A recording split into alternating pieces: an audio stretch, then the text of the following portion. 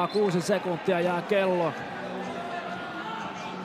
Mutta KRP on ollut kyllä äärimmäisen tehokas ja studio kertoo sitten tarkemmin, että onko se tunne oikea, että vahvasti KRPn erä tämä on ollut ja Janne Kainulainen taitaa ottaa. Ottaako siitä muuten rangaistuksen hyppäämällä kentällä? Ainakin nyt mies manailee itse.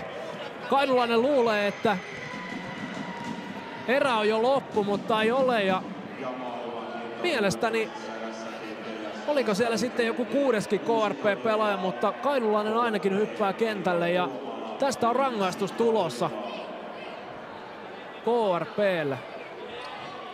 Ajassa 40 tasa.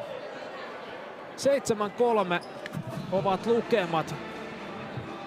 Selvitellään ja kuunnellaan tämä tilanne ja kerrotaan siitä lisää sitten myöhemmin. Lähdetään tässä vaiheessa kuitenkin kohti studiota ja Jivin puolella katkolla.